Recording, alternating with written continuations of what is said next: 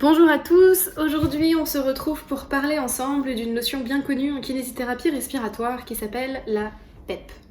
Alors la PEP, qu'est-ce que c'est? C'est 3 lettres, P-E-P, ça veut dire pression expiratoire positive. Quand on le dit comme ça peut paraître un peu compliqué et moi en cours, j'avoue que quand je suis sortie de l'école de kiné, j'avais la sensation que c'était une notion un peu dure. Parce que on nous parlait de décaler le point d'égale pression, enfin il y avait tout un langage que je trouvais très technique et j'ai découvert avec le drainage autogène que finalement on peut l'expliquer d'une façon beaucoup plus simple, beaucoup plus accessible et qui peut être rapidement utile aux patients. Donc je vais essayer de vous retransmettre ce que j'ai appris comme ça. C'est-à-dire que en fait la PEP, alors moi j'adore parler avec des métaphores, je pense que vous l'avez compris. Imaginez que votre poumon, c'est une mine. Et que le but du jeu, on l'a vu ensemble, du kiné et du patient qui est encombré, c'est d'aller chercher les chariots dans cette mine. Alors, des chariots d'or, c'est pour vous donner ma vision du mucus, c'est de l'or.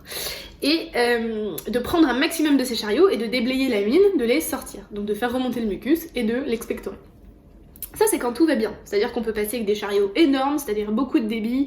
On a appris à inspirer lentement pour mettre un petit bonhomme derrière le chariot et puis expirer glotte ouverte pour que le petit bonhomme ait vraiment tout le terrain libre et puisse partir très vite. Et puis faire une pause inspiratoire, ça revient à mettre 2 bonhommes derrière le chariot pour que ça aille encore plus vite. Enfin bon bref, on peut parler de cette métaphore longtemps.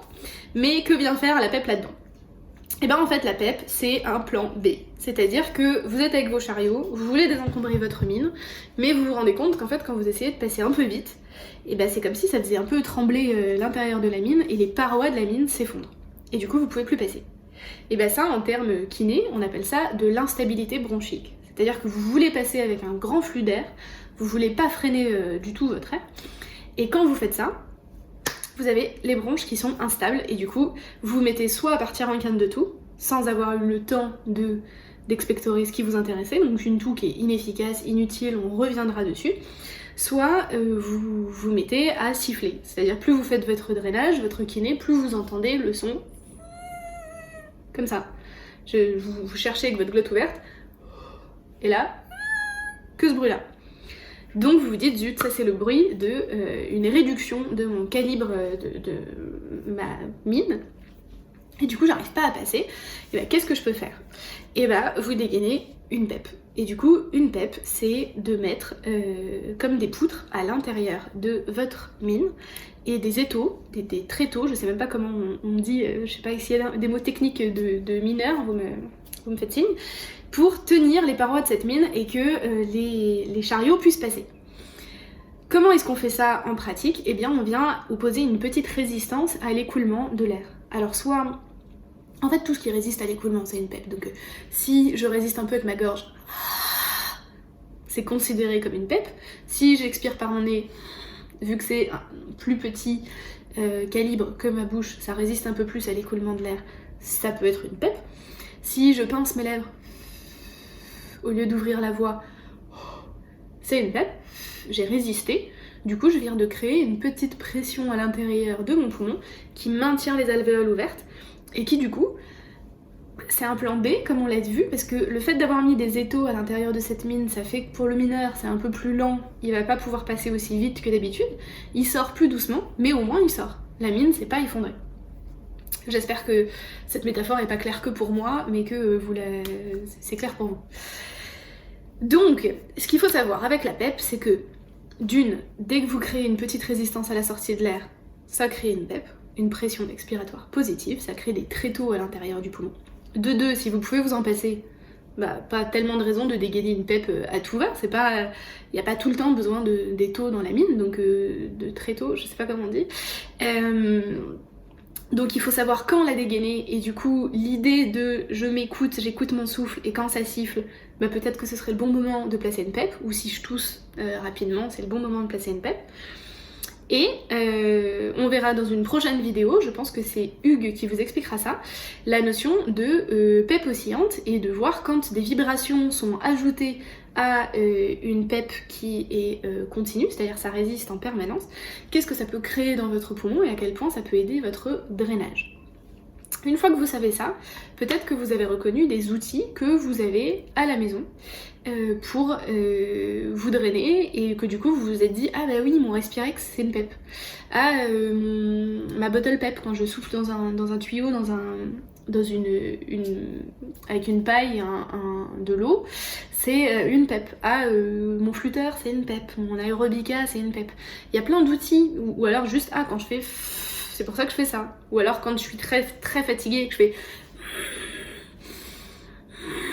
que je m'entends expirer, c'est une PEP. La respiration en Ujjayi, je sais pas si vous avez regardé la vidéo sur le pranayama, mais quand je vous disais vous freinez un peu l'air avec vos cordes vocales pour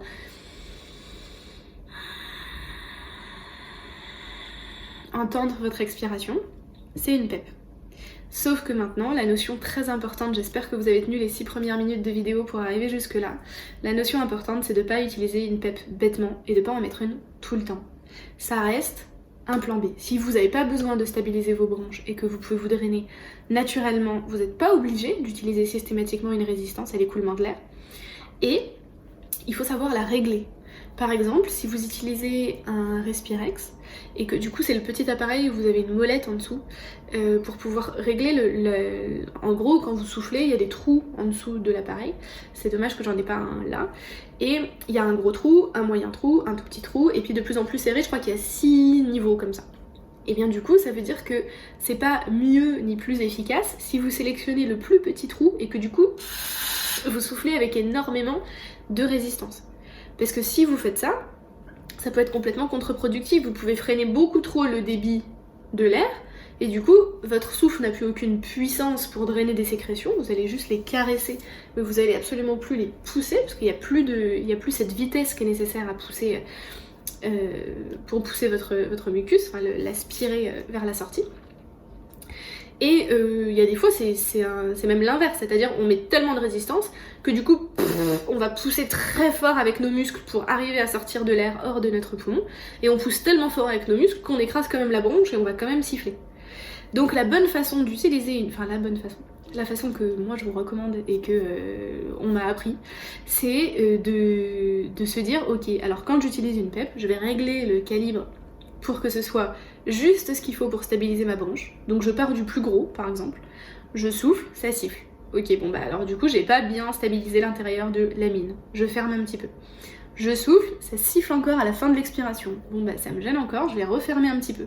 Et peut-être qu'au 3e niveau, vous allez réussir à soupirer dans l'outil. Ça n'enlève rien à ce que vous faites habituellement, hein. L'inspiration est toujours lente, la pause inspiratoire est toujours présente, l'expiration glotte ouverte dans la notion du... ça reste glotte ouverte même dans une PEP. Tout ce qu'on a vu ensemble, c'est toujours présent, et le fait d'utiliser un volume courant et de le décaler vers le volume de réserve expiratoire, c'est toujours présent. C'est-à-dire que vous pratiquez du drainage autogène, avec ou sans PEP. La PEP, c'est quelque chose que vous rajoutez à ça pour stabiliser la bronche si elle est instable. Et elle se règle à l'oreille, au ressenti, de se dire je sens que j'arrive mieux à me dégonfler si je ferme ma bouche légèrement, ou si j'utilise mon Respirex, ou si j'utilise mes PEP oscillantes. Donc c'est un concept qui peut être relativement simple à appréhender une fois que vous avez cette notion de mine en tête. Moi ça m'a pas mal aidé, et de savoir comment je la règle et quand je l'utilise. Et parfois vous pouvez très bien vous dire ah bah finalement mes premiers souffles, quand j'ai fait mon escalier, les 2 premiers étages, j'avais absolument pas besoin d'une PEP, et par contre quand j'arrive dans le fond de mon expiration, dans le fond de mon volume de réserve expiratoire, bah là ça siffle, et là à cet endroit là je vais placer une PEP.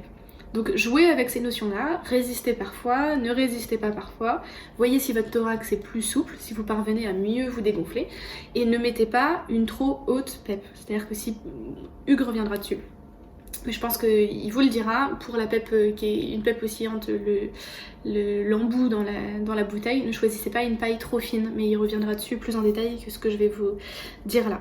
Donc voilà, ça stabilise la bronche, ça permet d'expirer de l'air qui serait pas sorti d'habitude, mais ça freine l'écoulement de l'air, et du coup c'est pas parce que vous mettez une très grande résistance que c'est pertinent. Au contraire, parfois vous résistez trop. Donc écoutez-vous, écoutez votre souffle et réglez juste ce qu'il vous faut pour pouvoir expirez sans que ce soit musculaire, sans que ce soit trop difficile, mais relâchez votre air avec ce petit outil qui stabilise et qui rend tout beaucoup plus simple quand il y a une instabilité bronchique. La dernière petite info que je voudrais vous donner, c'est que vous avez des PEP qui peuvent se brancher aussi sur des aérosols. Par exemple, on a parlé ensemble du pulmosym et du sérum salé. Si le sérum salé, vous le trouvez trop irritant pour vos bronches, et que quand vous le prenez, vous toussez beaucoup, vous pouvez commander un kit qui s'appelle le Paris PEP, si je me souviens bien. C'est le seul que moi je connais, peut-être qu'il y en a d'autres. Et c'est un petit outil que vous pouvez régler pour que ça résiste. Donc vous le placez sur votre embout d'aérosol. Vous inspirez, vous avez le sel qui vient à l'intérieur de vos poumons, vous expirez, et grâce à cet embout qui résiste légèrement, vous optimisez le fait que vous ne toussiez pas, vous ne spasmez pas, et vous prenez votre aérosol beaucoup plus tranquillement, beaucoup plus sereinement que ce que vous auriez pris sans. Donc voilà, il existe plein de gammes de PEP, moi je voulais juste vous donner l'idée générale à quoi ça sert et de savoir que vous l'utilisez quand vous sifflez et aussi quand vous avez des quintes de toux, vous soufflez là-dedans et ça restabilise vos voies aériennes. Et voilà, on est bon pour aujourd'hui et du coup lundi ce sera la vidéo sur les PEP oscillantes et mardi probablement sur le contrôle de la toux. Et d'ici là, passez un bon week-end et prenez soin de vous. À bientôt.